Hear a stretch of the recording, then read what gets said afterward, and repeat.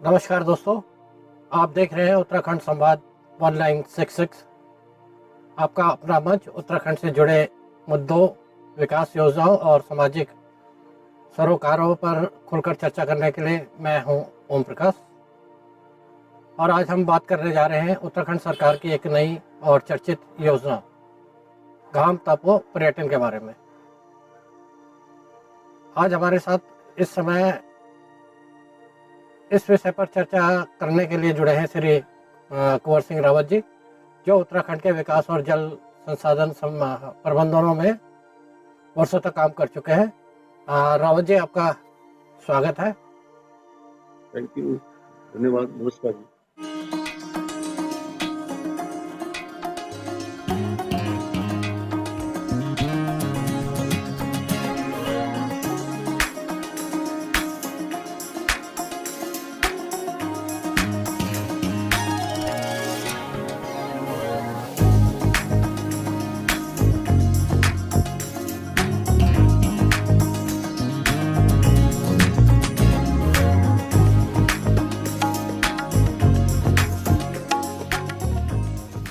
रावत जी, सबसे पहले हम जानना चाहेंगे कि घाम तापो पर्यटन योजना क्या है और इसका उद्देश्य क्या है। जी, आप सभी को नमस्कार। मैं इस समय ग्राम पंचायत नौला उत्तराखंड से बोल रहा हूँ और जैसा कि मैं अभी करीब 1 महीना होने जा रहा है, मैं यहीं पे हूँ। तो अभी भी यहाँ पे विंटर ही चल रहा है, यानी शीतकाल ही चल रहा है। तो अच्छा है, हरे भरे खेत हो रखे हैं, गेहूं की फसलें हो रखी हैं बहुत सारी। अब हम मुख्य प्रश्न पे आते हैं कि ओम प्रकाश जी ने पूछा है कि घाम तापो पर्यटन क्या है। अब ये है कि घाम तापो, पहले तो है कि घाम पहाड़ी शब्द है, घाम यानी धूप, तापो यानी सेको, यानी धूप को सेकना है। धूप अब आप कहेंगे ये तो फनी बात है यार, धूप को सेकना। वैसे जनरली मैं आपको बता दूं, खास तौर पे दिल्ली जैसे शहर में, वहाँ पे क्या होता है कि कुछ टाइम के लिए धूप आती है, कई बार वो इतना मौसम भी खराब रहता है कि धूप भी बहुत अच्छी तरीके से नहीं आ पाती है। तो वो विटामिन डी, एक बार डॉक्टर ने मुझे भी बोला था कि विटामिन डी की आपको जरूरत है। विटामिन डी, मैं बड़ा आश्चर्य में रह गया, क्योंकि लाइफस्टाइल ऐसा हो गया है, आपका घर एसी, आपकी कार एसी, आपका ऑफिस एसी। अब आपका जहाँ पे आप कहीं शादी ब्याह में जा रहे हैं, बैंक्वेट हॉल एसी, कहीं कॉन्फ्रेंस में जा रहे हैं वहाँ एसी, जहाँ भी कहीं होटल में जा रहे हैं वहाँ एसी, तो कहीं भी ऐसी जगह नहीं है। अब विटामिन डी मिलेगा कहाँ से?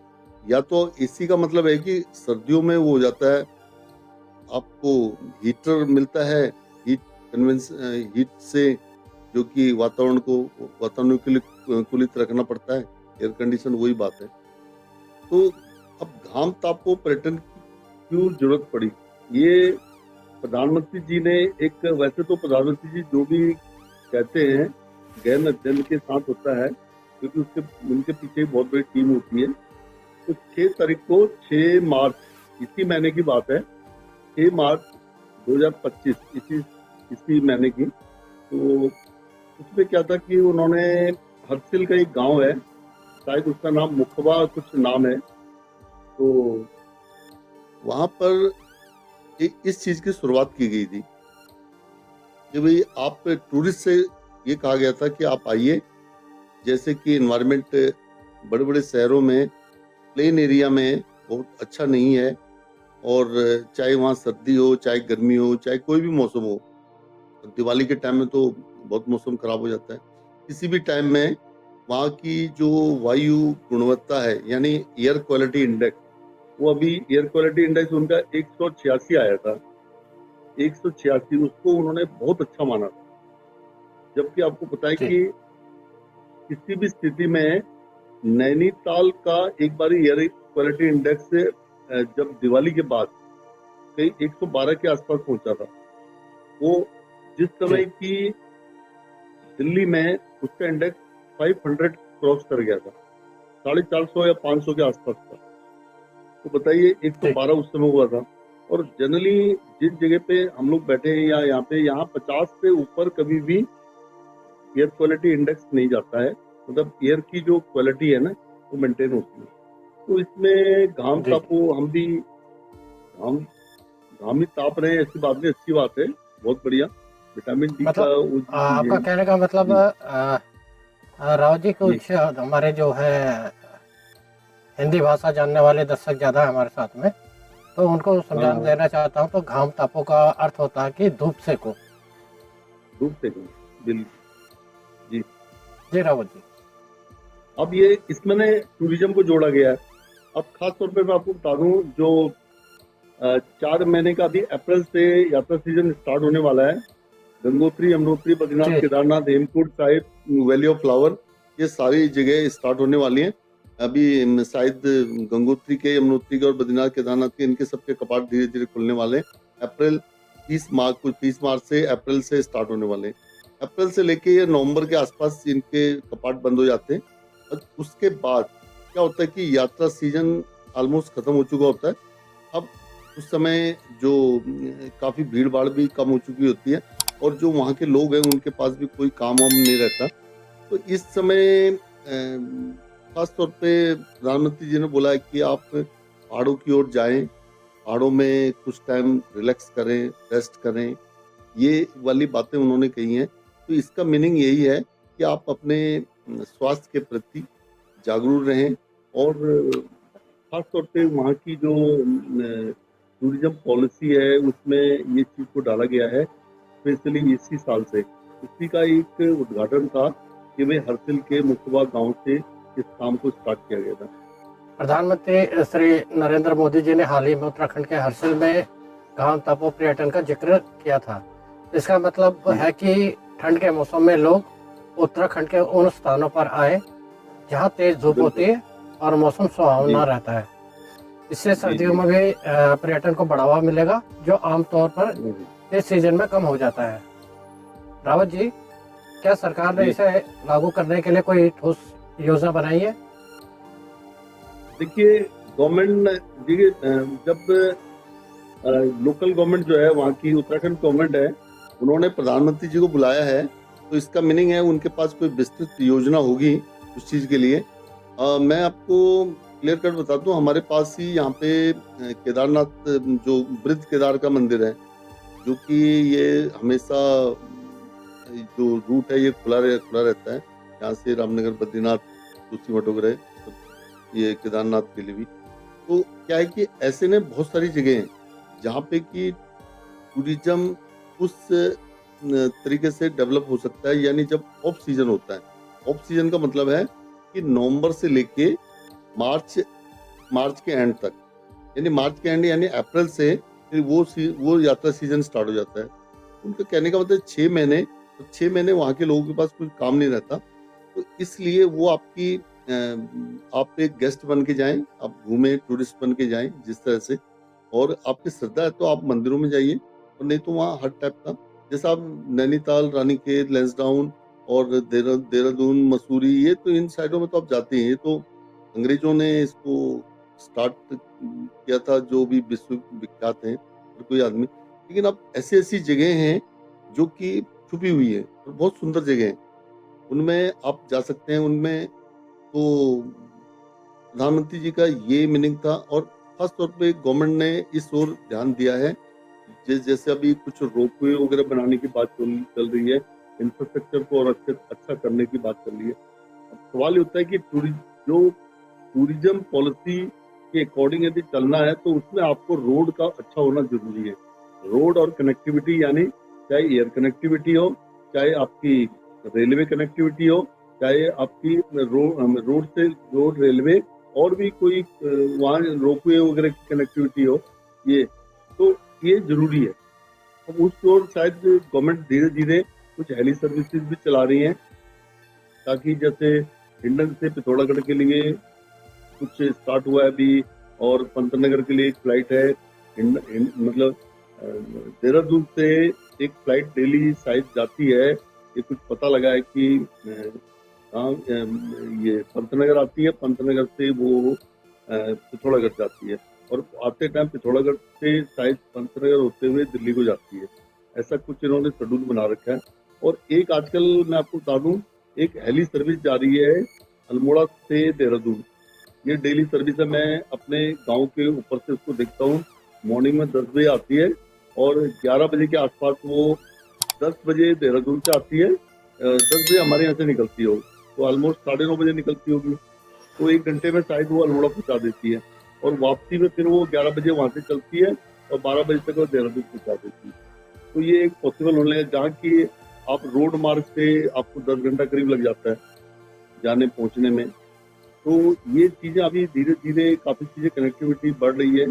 और एक न्यूज और भी आया कि अभी केदारनाथ के लिए, जो कि सबसे कठिन यात्राओं में से एक है अमरनाथ के बाद, उनमें एक रोपवे बनाने का अप्रूवल भी भारत सरकार ने दे दिया है कि भाई रोपवे बनाया जाएगा। रोपवे से अब तो वो ये चीजें मैं आपको बता रहा हूँ, गवर्नमेंट की पॉलिसियां अच्छी हैं, कुछ चीजें लगातार इसमें डेवलपमेंट आ रहा है और अच्छा फैसिलिटी इंक्रीज हो रही है धीरे धीरे। रावत जी, आप ये बताएं कि यह योजना स्थानीय लोगों के लिए कितनी मतलब फायदेमंद है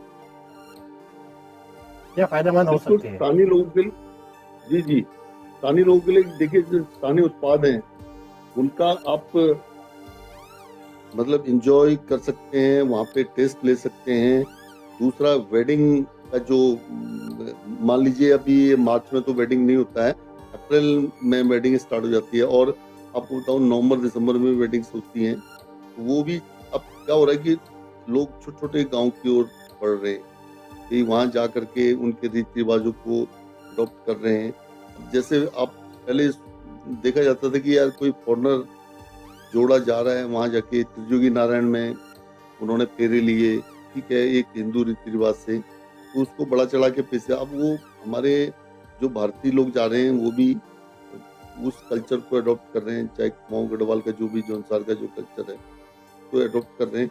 अच्छी बात है उसके अकॉर्डिंग, क्योंकि हमारा जो कल्चर है बहुत शांति प्रिय है, बिल्कुल सामान्य चीजें हैं, ना उसमें कोई ज्यादा खर्च आने वाली बात है। तो सिर्फ एक है कि वहां पहुंचने के लिए आपको रोड का अच्छा होना बहुत जरूरी है। रावत जी, आपका कहना है कि इस योजना से कई लाभ होंगे। पर्यटन पूरे साल चलेगा। गर्मियों में तो वैसे भी पर्यटक आते ही है, लेकिन अब सर्दियों में भी लोग आएंगे, जिससे व्यवसाय को बढ़ावा मिलेगा। स्थानीय रोजगार में बढ़ोतरी, hotel, home stay, taxi service, guides और लोकल प्रोडक्ट्स की मांग बढ़ेगी। संस्कृति और परंपरा को बढ़ावा, ना, पर्यटक स्थानीय त्योहार, खान पान और रीति रिवाजों से परिचित होंगे। बुनियादी ढांचे का विकास होगा। सरकार को सड़कों, बिजली, पानी जैसी सुविधाओं को सुधारने का भी मौका मिलेगा। लेकिन कोई भी योजना चुनौतियों के बिना नहीं आती। इस योजना में आपको क्या प्रमुख समस्याएं दिखती है? रावत जी, कुछ चुनौतियों के बारे में आप बताएं हमें। ये आपने बहुत अच्छा प्रश्न किया कि खासतौर पे हम टूरिस्ट का वेलकम तो करते हैं, लेकिन सवाल यह है कि उसके पीछे वो लोग क्या छोड़ के चले जाते हैं, क्या मैसेज देते हैं। मैंने एक बार ये कहीं डिस्कस भी हुआ था। मैं बद्रीनाथ की यात्रा पे था, तो वहाँ पे 2 टूरिस्ट लड़ रहे थे आपस में। तो हमने पूछा, भाई हम भी मंदिर से आए तो करके जाए। उन्होंने कभी इन्होंने प्लास्टिक का बोतल नीचे गिरा दिया है पानी पी करके, और वेस्ट को नीचे डाल दिया है। वो आदमी कह रहे थे, दूसरा आदमी कह रहे थे गलत है, आप इसको उठाइए। और वो कह रहा मैं कैसे जाऊं, यहाँ नीचे पहाड़ी है, पहाड़ी पे कैसे जाऊं। तो हमने कभी ये गलती मान रहे हैं अपनी, लेकिन आप कोशिश कीजिए वो बोतल को वापस ला सकते हैं। तो इस टाइप का जो प्लास्टिक का जो कचरा है, खास तौर पे ये बड़ी प्रॉब्लम हो रही है। एक जगह भी एक न्यूज और आया था, ये तुंगनाथ का शायद एरिया है, तो जो केदारनाथ से साइड में पड़ता है, रुद्रप्रयाग डिस्ट्रिक्ट का, वहाँ पे कुछ लोग मुंबई से आके बोतलें भी वहां उन्होंने फेंक दी। तो उसके बाद किसी ने वो वीडियो बनाया, भी ये क्या है, बोला जी हम तो एंजॉय करने आए हैं, एंजॉय करने। अब उनकी आस्था तुंगनाथ मंदिर में है या नहीं है हमें पता नहीं है, लेकिन वो कह रहे हैं मुंबई से हम एंजॉय करने आए। और वो एक बर्फीली हवा भी चल रही थी और धूप भी आ रखी थी, तो वो एक घाम भी ताप रहे थे और बर्फीली हवा का भी मजा ले रहे थे। इससे कि ये जो पर्यावरणीय प्रॉब्लम है, ये जो प्रभाव है, इसका बहुत असर पड़ता है।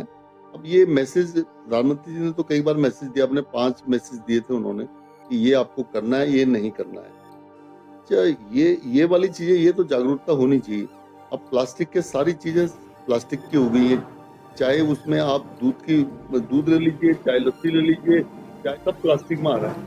अब वो प्लास्टिक को आप वैसे ही फेंक देते हैं तो वो गलत तरीका हो जाता है। उसको कहीं जो उन्होंने बॉक्सेस बना रखे हैं, वेस्ट बॉक्स बना रखे हैं, उसमें डालिए उस तरह से।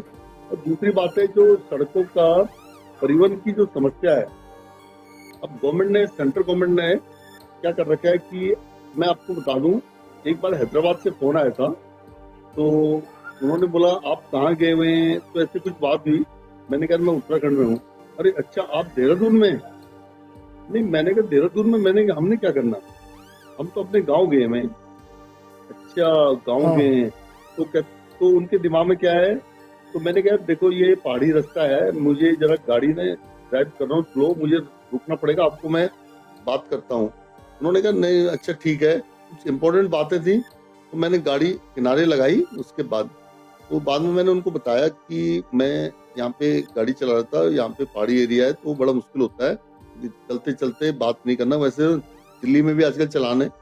तो उन्होंने क्या बोला मालूम है, वो कह लेंगे अरे वहां तो ऑल वेदर रोड है। तो ऑल वेदर रोड है तो आप तो फर्राटे से चला सकते हो, क्योंकि बहुत चौड़ी रोड है जो दिखाई जाती है वीडियो में। मैंने कहा भाई वो ऑल वेदर रोड 2-3-4 जगह के लिए बना रखी है इन्होंने, बाकी जगह नहीं है। कनेक्टिविटी मतलब रोडों की हालत, हमारी जो रोड है ये रामनगर से चकुटिया, गैरसैंण, बद्रीनाथ, इसी की रोड की हालत अच्छी नहीं। तो वो रोड को इम्प्रूव करना। अब जो पब्लिक जा रही है वो कुछ नई जगह पे जाना चाहती है। हमारे एक मित्रों ने, उन्होंने बोला कि नैनीताल नहीं जाना है। उसका कारण कि जाम में आदमी बहुत फंस रहा है।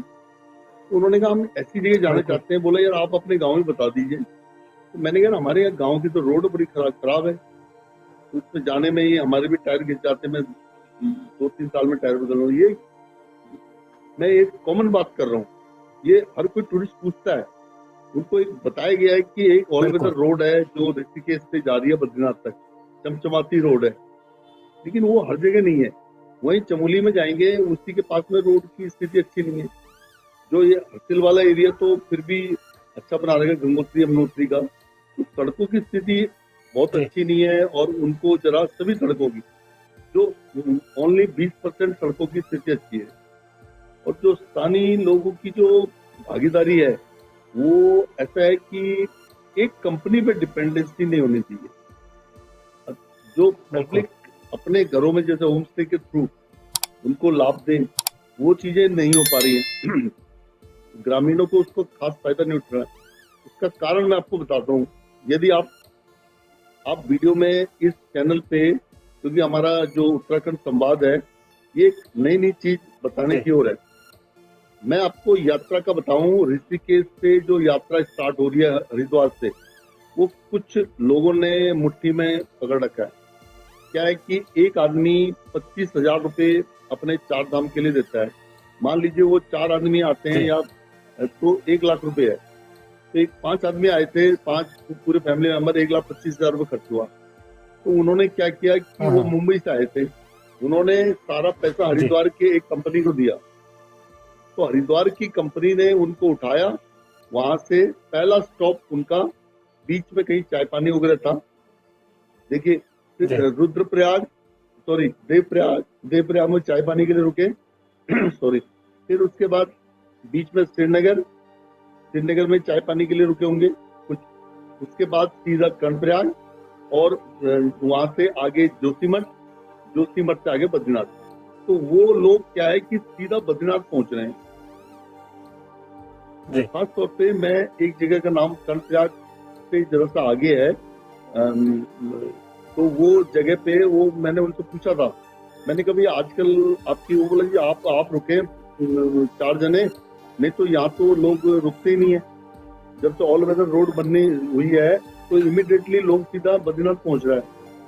और नहीं तो पहले क्या होता था, जगह जगह पे लोग रुकते थे वहाँ पे स्थानीय लोगों को रोजगार मिलता, मतलब उनकी भी आजीविका चलती थी। तो एक तो ये हो गया कि एक कुछ कंपनी है, ब्रांड कंपनी, वो कंपनी पूरे यात्रियों को ढो रही है, वो ले जा रही है, पूरा अरेंजमेंट कर रही है। उनके वहाँ बद्रीनाथ में होटल से और यहाँ हरिद्वार में होटल से या ऋषिकेश में, तो वहाँ से उठाते सीधा वहाँ ले जाते हैं। एक तो ये चीज है। अच्छा, उससे क्या हो गया कि ग्रामीणों को खास फायदा तो मिल नहीं रहा इसका, और वो संस्कृति पे जो असर पड़ रहा है। अब वो क्या रहा है कि कुछ लोग बद्रीनाथ, केदारनाथ या इन जगहों को कुछ नॉनवेज की डिमांड करते हैं, जबकि आप अभी भी देख लीजिए, हरिद्वार में लहसुन और प्याज वाला खाना नहीं मिलता है। कोशिश ये रहती है खासतौर पर की पैड़ी से लेके, और वहां से लेकर के बद्रीनाथ, केदारनाथ, हरिद्वार सब ऊपर तक जो है कोई नॉनवेज नहीं मिलता। लेकिन अब ये पता चल रहा है कि ये कुछ लोग डिमांड कर रहे हैं कि भाई यहाँ पे ठंड बहुत है, इस तरह से, तो वो किस हिसाब से जा रहे हैं, वो हमारा जो कल्चर है।